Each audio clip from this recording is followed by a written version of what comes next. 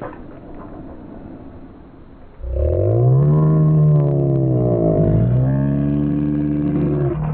no, you can't have it. You can't. Oh. Now who's gonna get it? Oh. Just give me a hug. What is happening, people? It is Brian, Alsruhe, NEVERsate.com, and today I'm going to try something a little bit different, and this is going to be a series called Top Set. So I know that there's a lot of you out there that would like to see what I'm doing during my lifting, but you don't really want to sit through the whole vloggy, talking to people, sharing the whole experience. So what I've decided to do for two reasons. Number one is to show you guys kind of my top sets of the week so you guys don't need to drag through all of the workout videos and all that kind of stuff, and just get an idea of where I'm at. So I'm going to go back about a month, 4 to 5 weeks, and just start taking some of my top sets, throwing them into one compilation video, doing some commentary over top of it, tell you guys about my feelings at the time, where I'm at, where I'm hoping to be, those types of things. And then also number two, the reason why I'm doing this is because I am not the best dude at, well, I'm not the best dude at keeping track of my PRs. I honestly don't know what half of them are. So theoretically, it should help me out as well. But this is going to give you guys an idea of where my PRs currently are post-surgery. So if you guys do not know, if you're new subscribers to the channel, I just got through about a year where I'm still currently throwing up, but I've thrown up multiple times a day, every single day for literally, it's been a year now. I also just got done a rotator cuff surgery about 6 months ago where there were complications. I ended up getting a bone marrow infection from the surgery and had a PICC line in my chest, and that got real dicey for a lot of time. So all these numbers are post that. My actual numbers are higher than that, but you guys are gonna have to go back on the channel a little bit, check those out. But guys, I hope this is gonna be interesting to you guys. It's interesting for me to look back at it, and like I said, it's gonna help me remember a lot. So I'm gonna go into the commentary, but I will catch up with you guys right back here afterwards for the workout recap. Let's go. All right, guys, so we jump right into it with my 700 pounds. So this was told to me that it was not going to be possible by the time that I got done getting cleared. So this is the day I got cleared from the doctor, who told me that it was going to be impossible. So no one tells what to do. I said it was possible. Yeah, I was pretty hyped up there. Anyway, this goes to 265 for a log cleaner press, cleaning every rep. Now the log is actually my hardest implement right now for overhead, just because it pushes the weight out in front of me more than anything else, which is where my shoulder is definitely weakest. So I think my best for this ever is probably around like 320 pounds, but 265 is good enough for me. Now, this was probably about a month ago, so I should probably be testing out of that again. I'm sure I'm probably in the 275 to 300, somewhere in there. That's a pretty big range, but man, so exhausting. If you guys don't do any sort of triple for a clean and press, whether it be a barbell, an axle, or a log, it is not only a test of your strength, but also a test of your lungs, because it is brutal. Now, this brings us to a 400-pound stone, which is the heaviest stone at our gym, and I was really testing the crush strength of my arm on this one, and honestly, 400 pounds is always challenging, but really not too bad there. I was actually going to go for 2, but then the tacky actually grabbed a hold of my elbow sleeve and ripped it right off. So next time I'm definitely going to have to do the traditional taping the arms kind of way. Now, 2 areas that I'm really struggling with as far, well actually there's 3 areas as far as my recovery from the shoulder surgery is going. Number 1 is my upper back strength. I've always had a very strong upper back, and that is not currently there, as you can see, with only 130 pounds around my waist. This is us pulling down a chimney. The other hard parts of my condition right now are my shoulder.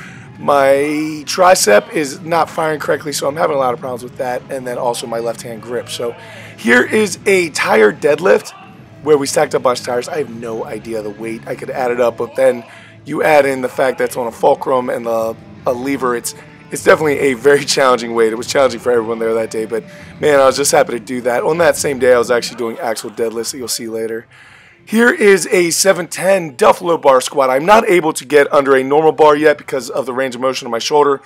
So Duffalo bar, which is a little cambered, allows me to get under there, but it really it wobbles a little bit more than a normal bar, but it's very similar. So I'm guessing if this is 710, I'm probably a little higher than this, especially on a straight bar and on a day when I've been training my legs back to normal again. So pretty cool, man. What do you think, Doc? Yeah, I'm still pretty mad at Doctor. Here is a backflip, which the most entertaining part for me is to look at the height. That's the most entertaining and interesting part for me. But yeah, so Jujitsu came. Ankle's still a little bit banged up from this, but man, I haven't had that much fun doing anything physical in a while. So man, thank you, Juji. That was so much fun. Here is 675 for a triple on the 18-inch axle. 675 is not a hard weight for me, but 18 inches is kind of my dead zone. So I always work my weak points, and that's definitely the weak point of my deadlift. Here is a 217-pound circus dumbbell clean and press. It is only a couple pounds under my PR, and that PR is actually the Delaware state record right now. So not bad. Some keg throws and such. You guys should have been seeing some of these from the recent videos. Here is 350 pounds overhead on a barbell. Like I said, you guys saw with the log, I'm at 265 for a triple, and here with a barbell, I'm at 350 pounds for a single. I'm not sure where I am on either, vice versa, but a barbell is so substantially easier to actually press out and do things with that it's not even funny. So going to continue working that log just to do what I can. Now this was actually a big win for me because bench press is actually harder than overhead press for me right now post-surgery. And I've been really stuck at like 365 to 385 kind of range on different variations, whether it be floor press, closed grip bench press, things like that. So this is actually the first time that paused. I paused it, but not intentionally. But that was the first time I got 4 or 5 cents post-surgery, so I'm very happy about that. Now this is 550 pounds for 20 reps, and this is going to take a while. So I want to drop back to talking about those things that are not firing so well for me. So my upper back, I'm just not able to get as much strength in it and size, which is definitely limiting a lot of my other lifts. So it's something that I'm really focusing on right now. Also, the grip on my left hand, for whatever reason, almost has like nerve damage. It is so weak coming out of surgery. It's not funny. I mean, it's substantial. I couldn't even hold on a circus dumbbell. It was flying out of my hands. And then also my tricep. I'm just having a lot of problems with the tricep lockout strength. So here is a 660-pound pause squat, again with the Duffalo bar because I'm still not able to get under a regular bar. But I try to make my pauses fairly deliberate, as you guys will see on the channel as you continue watching. It just, if I hit something, I want it to kind of be sure that I hit it. I don't like half repping things and making things questionable. Here is 55 reps for a set of 10. So I mentioned earlier that I really try to address my weak points in my training. That's why you guys see me doing an 18-inch deadlift, because that is my dead zone.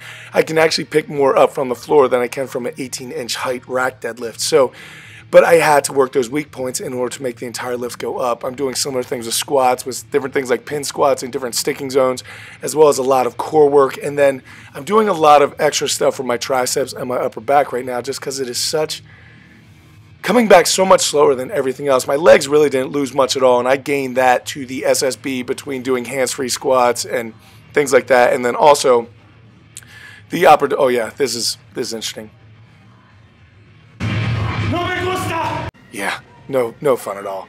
Here are some barbell crawls, but I am throwing in a lot of extra tricep work, trying to get that thing firing, and it seems to be helping a little bit. It doesn't seem to be coming back. It seems almost like a nerve damage issue more than a strength issue. So I'm going to continue working. I'm going to work, go get my C-spine checked out to make sure nothing's going on there.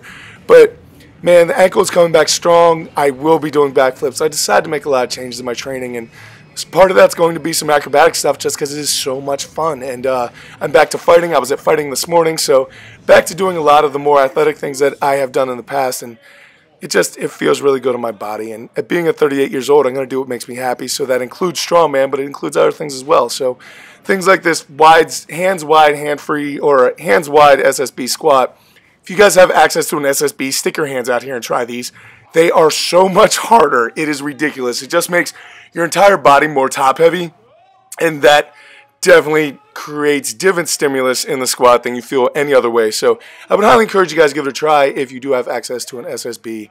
But I'm going to get back and do the recap now. Thank you guys for watching. All right, and we're back. So I want to know down in the comment section down below whether you guys actually enjoyed this or you guys didn't. If you guys like seeing some of my top sets, for those of you who are purists and you just want to see the lifting, was this helpful to you, or would you guys like to see more of the actual interaction between me and everyone else in the gym and things like that? So leave in the comment section down below. Let me know how you feel about this video. I enjoyed doing it. So it's an easy video, just some extra stuff for those of you who are interested in extra stuff. So I thank you guys so much for watching and staying with me through absolutely everything. Thank you so much to all you new people who have subscribed. It means so much to me. We're getting so close to 100,000, and I absolutely could not have gotten there without Juji and Tom. And Jason Statham, I suppose. So guys, I thank you guys so much. You guys are top-notch human beings, and I absolutely love you guys. To everyone else, I will catch up with you later in the week, but until I do go out to something amazing in my lives, keep working hard, people. Be nice to each other, and I'll see you then. You can't have it.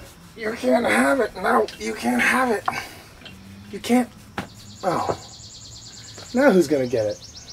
Oh. Just give me a hug. Just give me a hug. I love you.